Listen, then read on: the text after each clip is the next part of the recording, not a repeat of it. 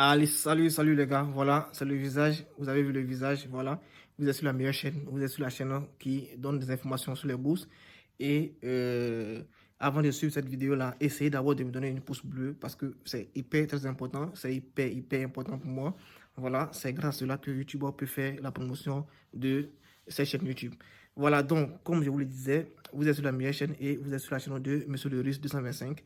Et ici, je donne des informations sur les bourses et aussi, j'aide à les postuler pour ceux qui n'arrivent pas à postuler, à mieux postuler et ceux qui ne savent pas comment faire pour les postuler. Voilà, donc, c'est pas un problème, mais néanmoins, ceux qui veulent postuler par leurs propres moyens et tout ça, voilà, vous pouvez toujours y aller dans la description. Il y a, avant d'écrire en commentaire où se trouve le lien, essayez d'abord de voir dans la description, vous allez voir le lien là-bas avant de pouvoir y aller et chercher à postuler. Donc, l'information que je donne aujourd'hui, je suis juste là pour vous donner l'information sur la bourse de la Biélorussie. Donc, la Biélorussie a déjà lancé. Donc, je ne vais pas faire d'éléments politiques, je ne vais pas donner d'éléments politiques sur la situation actuellement entre la Russie et puis l'Ukraine, entre la Russie, l'Ukraine et le reste du monde. Voilà, je ne vais pas faire de politique sur ça. Voilà, je ne vais pas donner assez d'informations sur ça, mais ce que je peux vous dire, c'est que vous pouvez tranquillement étudier en Russie ou bien en Biélorussie comme vous voulez. Vous comprenez? Comme vous voulez et quand vous voulez. Il n'y a pas de problème, les visas sont toujours disponibles. Voilà, donc pour ceux qui veulent étudier, le gouvernement biélorusse a lancé ses admissions et aussi a lancé ses bourses qui se trouvent dans les universités. Donc, je vais mettre le lien de la première université. Après, je vais faire encore des vidéos pour vous montrer comment est-ce qu'il faut postuler parce que c'est pas facile aussi. Sur les plateformes, il y a des liens et puis il y a aussi la langue est en russe, vous comprenez. Mais néanmoins, si vous avez, par exemple, comme ça, votre plateforme qui peut vous traduire, Google Chrome, qui peut vous traduire en anglais ou bien en français, voilà, ça sera vraiment hyper mieux pour vous. Donc, ce que vous allez faire actuellement, je vais mettre le lien en commentaire ou bien dans les commentaires, vous allez voir, excusez-moi, dérangement. Donc, vous allez voir en commentaire ou bien dans la description, vous allez pouvoir aller sur ce site-là pour aller voir comment ça se passe et puis comment ça se déroule. Mais néanmoins, je vais essayer de vous expliquer un peu quels sont les avantages de cette bourse-là et puis vous expliquer aussi comment est-ce que vous pouvez faire postuler un peu plus rapidement. Donc, dans un premier temps, lorsque vous allez aller sur le site que je vais mettre en description, vous allez voir, vous allez d'abord traduire votre compte, voilà, en anglais ou bien en français. Vous allez d'abord vous enregistrer sur le site, voilà. Vous allez chercher d'abord une admission. Lorsque vous allez chercher une admission, n'oubliez pas ce que je vous dis, c'est que les universités, puisque je vais faire plusieurs universités, je vais mettre plusieurs universités ici en ligne pour que vous sachiez au moins comment ça se passe, parce que c'est différent, les admissions sont hyper différentes.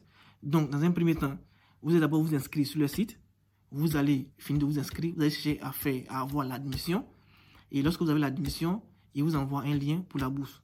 Maintenant, il y aura d'autres universités où vous allez aller directement et postuler en même temps et l'admission et à la bourse. Vous comprenez? Voilà. Et pour cette université de Biélorussie, les résultats ne tardent pas vraiment à venir. Les résultats viennent assez vite. Donc, ceux qui veulent vraiment postuler, et je redis encore, ceux qui attendent en janvier ou en février pour pouvoir postuler à ces bourses-là, sachez déjà que les bourses que vous allez obtenir pour l'année prochaine, ça se postule maintenant. Ceux qui viennent actuellement maintenant, c'est ceux qui ont postulé depuis septembre ou bien août 2021. Vous comprenez? Donc, pour ceux qui disent non, je vais attendre en février ou bien en janvier, sachez que ça sera possible. Si vous n'avez pas encore obtenu votre licence ou bien vous attendez toujours votre diplôme et que vous avez les relevés, essayez de postuler à ces admissions-là et à ces bourses-là sous couvert de la licence ou bien du baccalauréat. Parce que comme ça va vous aider. Il y aura toutes des rubriques où vous allez utiliser qui va vous dire, ok, si vous n'avez pas encore eu votre diplôme et tout ça, alors vous devez postuler pour pouvoir, et après vous allez envoyer votre diplôme. Vous comprenez? Vous allez mettre les bulletins et après envoyer votre diplôme. Ça aussi c'est possible sur les sites. Voilà, donc n'attendez pas à ce que vous ayez d'abord votre diplôme. Si on veut attendre à ce qu'on ait les diplômes, personne ne pourra postuler à ces bourses parce que moi je connais plusieurs pays, surtout en Afrique. C'est pas comme si je vais indexer différemment l'Afrique. Voilà, vous savez déjà. Vous savez les réalités qui se passent. Plusieurs pays en Afrique, on obtient toujours les diplômes après. Vous comprenez? On obtient toujours les diplômes après. Et même si vous allez obtenir après, vous allez mettre, comment on appelle ça, vous allez même le diplôme provisoire, l'attestation provisoire pour qu'on vous donne, pour que vous puissiez postuler à cette bourse-là. C'est hyper compliqué. Vous comprenez? Vous allez écrire des lettres, vous allez écrire, ils vont vous dire attendre parce qu'il y a d'autres de l'année 2003 ou 2004 qui n'ont pas encore reçu et tout ça. Donc, c'est hyper complexe. Donc, dans un premier temps, vous allez d'abord commencer à postuler avec vos relevés des notes que vous avez actuellement sur vous. Et s'il y a leur rubrique de sous-couvert, c'est-à-dire, ils vont poser une question, est-ce que vous avez déjà eu le diplôme?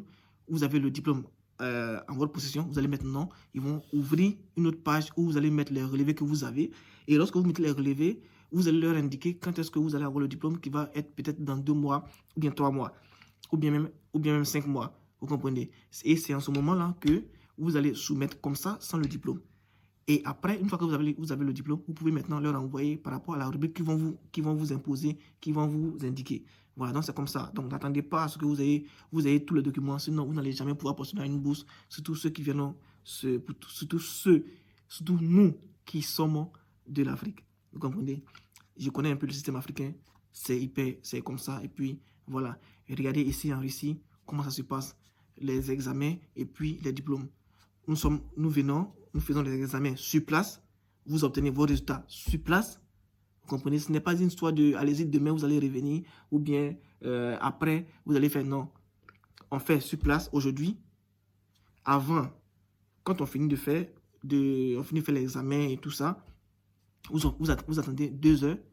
Les professeurs se concertent, ils vous appellent, vous venez. Ça, c'est l'écrit. Après, passe l'oral. Vous faites l'oral. On vous dit, par exemple, OK, à l'écrit, c'est sur 5.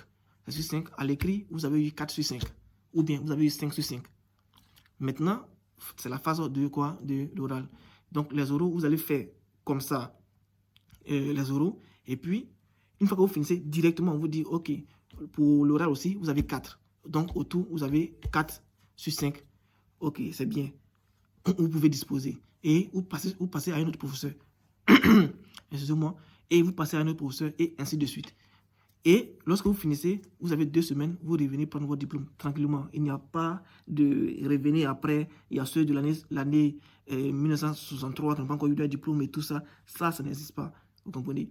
Ça n'existe pas. Et quand c'est comme ça, ça donne à l'étudiant, si l'étudiant veut rester dans l'université, ou bien ça donne à l'étudiant de prendre des décisions si l'étudiant veut rester dans l'université ou bien l'étudiant veut aller dans une autre université pour aller continuer. Parce que comme je vous ai dit, quand vous voulez postuler, essayez de voir quelles sont les universités qui donnent des bourses. Ceux qui sont ici en Russie. Ceux qui sont ici en Russie, quand vous voulez par exemple postuler dans une université, essayez d'abord de prendre des informations sur des bourses, sur des universités qui donnent des bourses d'entrée. C'est-à-dire lorsque vous allez pour aller postuler à cette bourse, à votre admission, vous allez savoir si l'université fait des bourses d'entrée. S'il y a des tests à faire pour avoir une bourse, vous comprenez, pour les étudiants étrangers, ça existe dans plusieurs universités. Mais si vous ne savez pas, vous n'allez pas savoir que telle université où vous partez postuler va vous donner une bourse ou bien va vous proposer une bourse. Vous comprenez? Vous allez là-bas, vous faites l'examen de la bourse. Si vous obtenez, par exemple comme ça, la bourse, on vous dit, OK, vous pouvez venir étudier chez nous et vous allez obtenir une bourse qui a été décernée par quoi? Par le gouvernement russe pour les étudiants étrangers. Donc, vous faites partie du quota. Directement, on vous envoie un message pour dire que vous faites partie du quota et puis voilà, vous étudiez tranquillement. Vous comprenez? Ça, je parle vraiment pour ceux qui ont envie d'avoir une bourse pour venir continuer, pour venir suivre et tout ça. C'est pourquoi je dis très souvent, c'est vrai, c'est compliqué peut-être d'avoir la bourse russe en ligne, voilà, parce que c'est très compétitif. Mais lorsque vous avez un peu de moyens, mais je ne veux pas dire, écoutez-moi très bien pour ne pas avoir de nuances, mais je ne veux pas dire que les étudiants qui sont déjà dans leur pays doivent compter sur la bourse qui est la bourse interne de l'université et venir et finir la langue russe et chercher maintenant pour ça la bourse. Non. Non. Ça, l'information que je donne maintenant, c'est pour ceux, par exemple, comme ça, qui ont déjà les moyens, qui veulent eux-mêmes venir étudier, qui viennent étudier, mais à leur grande surprise, arrivé ici, il y a des bourses internes dans leur université, donc ils ont la capacité de faire quoi? De postuler. Ça veut dire quoi? Ça veut dire que même si la bourse n'existait pas, ces étudiants-là s'en foutaient, ils allaient étudier normalement. Mais comme la bourse existe, alors profitez, c'est l'information que je suis en train de vous donner. Voilà. Je ne dis pas, vous n'avez pas assez d'argent chez vous, vous voulez venir étudier, alors vous venez étudier la langue russe et vous attendez à ce que votre université vous propose une bourse. Et si votre université ne vous propose pas la bourse, alors vous devenez une personne clandestine, c'est-à-dire vous devenez un clandestin et vous ne savez pas comment continuer. Ça, parce qu'il y a eu plusieurs cas ici et je ne veux pas que, voilà, par mon biais, vous ne comprenez pas bien ce que je suis en train de vous dire. Si vous pensez que vous pouvez étudier normalement ici, si vous n'avez pas eu la bourse qui est en ligne, la bourse du gouvernement russe, et que vous voulez étudier normalement ici, et que vous venez pour y étudier de vos propres moyens, c'est bien. Voilà, c'est bien. Vous allez avoir de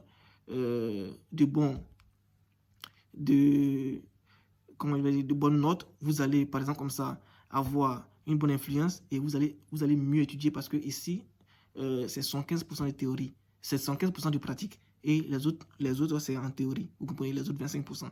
Donc, c'est mieux, par exemple, quand ceux qui viennent faire l'aéronautique, ceux qui viennent faire l'informatique et tout ça. Il y a des universités qui sont spécialisées dans ces domaines. Vous comprenez? Voilà, donc si vous venez étudier, c'est une bonne chose. Donc, je reviens directement. J'espère que vous avez saisi la leçon, vous avez saisi ce que j'ai dit. Je reviens directement sur la bourse de l'université, la bourse de l'État de Biélorussie. Je vais mettre le lien en description ou bien en commentaire. Vous allez aller sur le site et vous allez voir, vous allez chercher d'abord à avoir une admission et après l'admission, cherchez maintenant à avoir la bourse. Maintenant, je vais faire encore pour d'autres universités.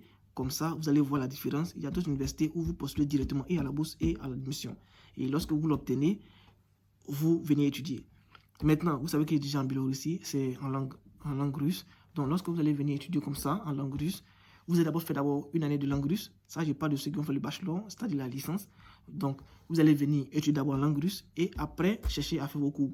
Maintenant, ceux qui sont déjà en master, ceux qui ont déjà eu la licence et qui veulent faire un master, vous allez venir étudier, soit vous avez la possibilité de prendre soit anglais ou bien russe. Ça dépend de vous. Voilà. Donc, si vous étudiez en anglais, ok. Mais si vous étudiez en russe, vous allez devoir faire aussi une année de langue russe avant de pouvoir commencer à étudier. Donc, c'est identique pour ceux qui veulent faire aussi le cycle de doctorat. Voilà, donc les gars, c'est un peu ça. C'est vrai que je vais faire, après, je vais vous montrer comment ça se passe. Mais pour le moment, essayez de prendre ça d'abord. Et puis, essayez vous-même d'aller sur le site, traduisez et puis essayez de postuler. Maintenant, si vous avez des questions, vous pouvez poser les questions là en description. Vous pouvez poser des questions là en commentaire. Ceux qui vont m'écrire sont ceux qui veulent peut-être demander nos services pour qu'on puisse postuler pour eux. Voilà, donc je répète encore, si vous avez des questions, laissez-les en commentaire. Je vais essayer de vous répondre par les commentaires sur YouTube. Voilà, donc les gars, d'abord, essayez de liker, ça ne coûte presque rien. Voilà, ça ne coûte apparemment rien. Donc, essayez de liker pour me soutenir. C'est tout ce que moi je vous demande. Ok, donc, à plus et puis, à tout à l'heure en même temps parce que je vais faire d'abord une vidéo et puis aussi je vais essayer de vous montrer un peu comment ça se passe, comment est-ce qu'on postule. Ok, donc à plus les gars.